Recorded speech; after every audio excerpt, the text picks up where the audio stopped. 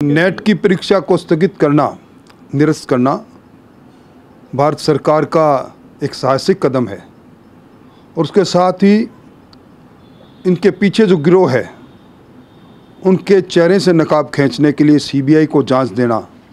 मैं समझता हूं कि प्रधानमंत्री जी ने राजस्थान और राजस्थान के बाहर जो कहा, चाहे नकल माफिया हो, चाहे नौकरी चोर माफिया हो, चाहे पेपर माफिया हो, इनको नस्ल नबूद करने का काम राजस्थान की सरकार और भारत सरकार करेगी।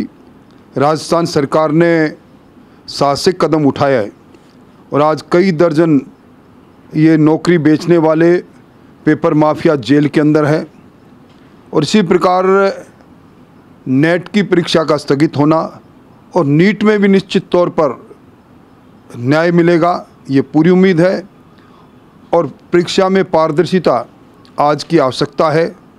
नौजवानों के अरमान अब लुटना बंद हो जाएंगे। मोदी जी के तीसरे कार्यकाल में कई साहसिक कदम होंगे जो देश को ऊंचाइयों तक ले जाएंगे। उनमें से एक कदम यह भी है, रसोई के नाम पर इंदिरा गांधी रसोई योजना का नाम रखकर पिछली सरकार ने अपने कई कार्यकर्ताओं को उपकृत किया। झूठे वाउचर बनाकर खूब चांदी कूटी गई।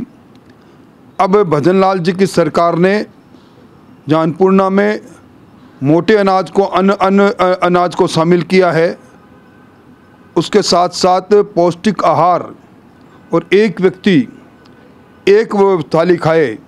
वस्तुतः में एक व्यक्ति एक थाली भरपूर खा ही नहीं सकता। ये भी साहसिक कदम है। ये पारदर्शिता की ओर कदम है और अपव्ययता की ओर उठाया गया कदम है। वैसे लोकसभा चुनाव में जो हार हुई है उसको लेकर जो एक रिपोर्ट सौंपी है सीएम साहब ने, तो उसमें कई बड़े नेताओं के नाम है, कई आरोप भी लग रहे हैं, प्रत्यारोप भी लग रहे हैं कि इस तरीके से हार के जिम्मेदार कुछ नेता हैं। इस पर क्या कहेंगे? देखिए, रिपोर्ट के बारे में मुझे संज्ञान नहीं। अगर मुख्यमंत्री जी ने कोई रिपोर्ट सौंपी होगी तो निश्चित तौर पर तार्किक आधार पर सौंपी होगी। हार के कई कारण है, कई कारक भी है, वो किसी से छुपे हुए नहीं। मैं समझता हूँ कि पार्टी में रहकर और पार्टी का काम करना हमारा सबका कर्तव्य है।